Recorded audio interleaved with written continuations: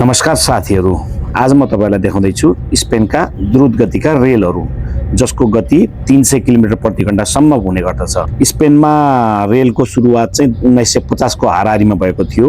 त्यति बेलाका स्पेनका रेलहरू, स्पेनमा चल्ने रेलहरू चाहिँ 300 किलोमिटर प्रति घण्टामा चल्दैनथे। त्योभन्दा धेरै कम हुन्थ्यो, 100 का हाराहारीमा हुन्थ्यो।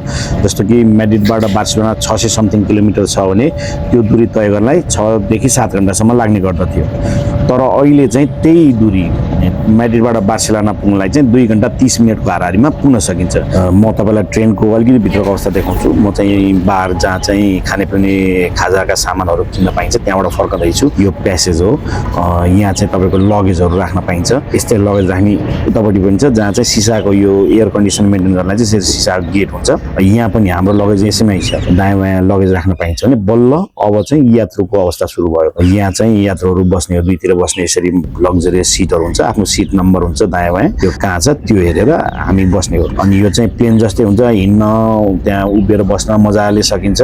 कुनै गाह्रो हुँदैन। त्यो ब्रेक लगौला कि अथवा लडी लाग्यो भने त्यो चाहिँ हुँदैन। स्पेनमा रेलवे सेवा सुरु भएको केही दशकपछि नै फास्ट ट्रेन चलाउने भनेर अपग्रेड हुँदै आएका थिए भने यो अहिले पछिल्लो पटक अपग्रेड भएको यो द्रुत गतिको ट्रेन चाहिँ 2008बाट सञ्चालित छ। अनि यसले समय मात्र घटाएको छैन। पहिला म्याड्रिड बार्सिलोना जान यही ट्रेनबाट जानलाई 6 देखि 7 घण्टा लाग्थ्यो भने अहिले चाहिँ 2 घण्टा 30 मिनट, 2 घण्टा 38 मिनटसम्म लाग्ने गर्दछ। जसले समय एकदमै बचत गरेको छ। एयरपोर्टमा 3 घण्टा क्यूमा बस, फेरि फ्लाइट लिऊ, फेरि उता ओर्ल, त्यो गर्नुभन्दा मान्छेहरू अहिले यो द्रुत गतिको ट्रेनलाई नै धेरै प्रिफर गर्न थालेका छन्। यसले अवधि धेरै घटाएको छ भने पैसा पनि धेरै सस्तो भएको छ। पहिला त्यो म्याड्रिड बार्सिलोनाको लागि चाहिँ 100 युरोसम्म लाग्ने गर्थ्यो भने अहिले त्यही दूरी करिब 20-30 युरोमा लिन सकिन्छ। हेर्नुहोस्, यो अर्को यो रातो देखेको छ नि आब्लो भन्ने, यो चाहिँ अर्को कम्पनीको द्रुत सेवा हो जुन म्याड्रिडबाटै सुरु हुन्छ। हामी बार्सिलोना पुग्न लागिसक्यौँ।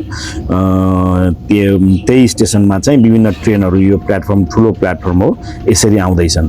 अनि स्पेनमा यो लगायत अन्य रेल सेवाहरू चाहिँ म्याड्रिड बार्सिलोना मात्र होइन, अरू साना ठुला सबै सहरहरूमा चाहिँ अधिकांश सहरहरूमा यो सेवा पुगिसकेको छ। जस्तो भालेन्सिया, मालागा, सेभिया, आलिकान्ते, यी सहरहरूमा पनि नर्मल तथा द्रुत गतिका रेलवे सेवाहरू सञ्चालित छन्।